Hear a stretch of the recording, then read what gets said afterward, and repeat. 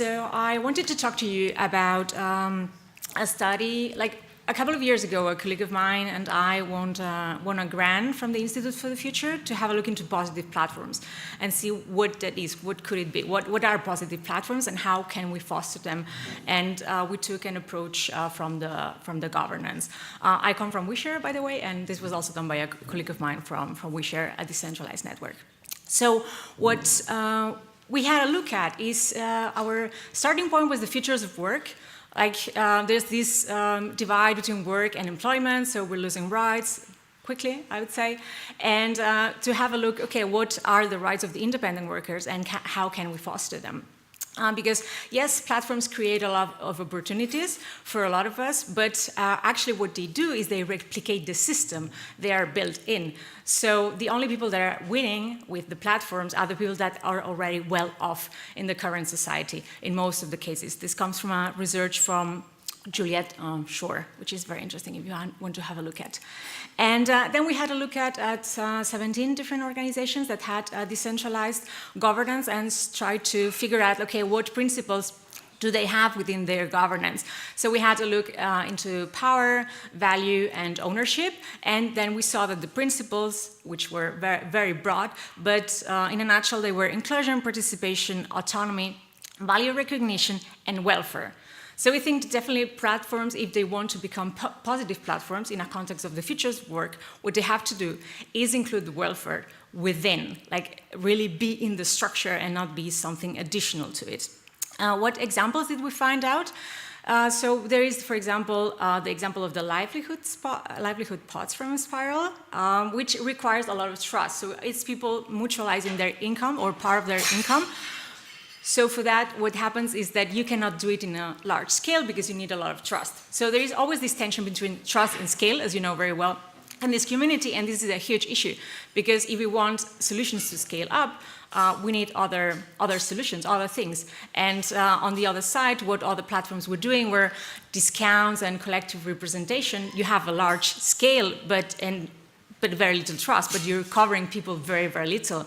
What happens with independent workers, the type of welfare that you need are labor benefits, insurances. You need collective representation. You need to know that the problems that you have are not only your own, but that you share them with a collective.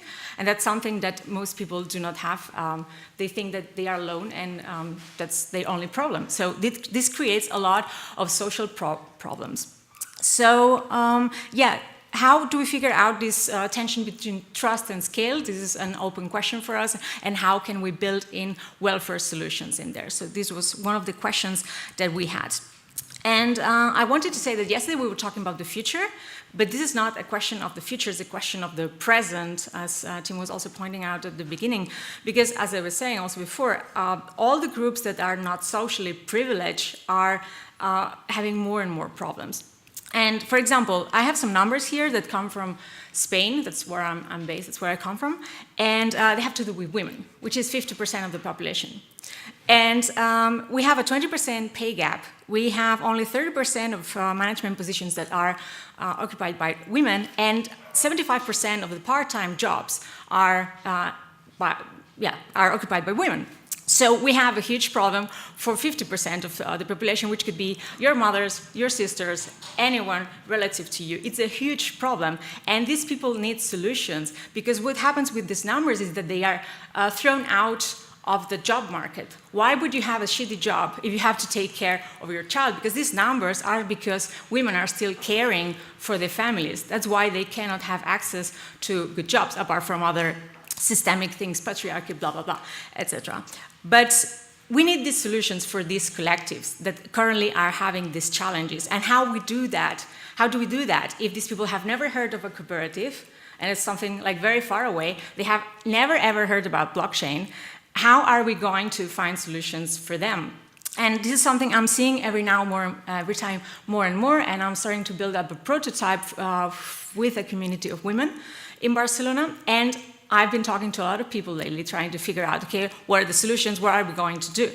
And I see that collectives are starting to organize, and we see similar initiatives popping up everywhere. How do we organize ourselves, and what do we do is it possible to build any overarching organization so that we don't have to reinvent the wheel every single time? What can we do to find welfare solutions for all of these collectives? And as said, these are women in Spain. This is still a very privileged group of middle-class women. So imagine all the rest of social groups that are not included. So this would be my question. How can this technology help us tackle these problems that are a matter of the present and that are affecting most of the population? And I heard yesterday when I talked about this thing, universal basic income, so my point is that the state is not going to solve our problems. We will have to do it on our own. So how do we do that, and how can technology help us? Thank you so much.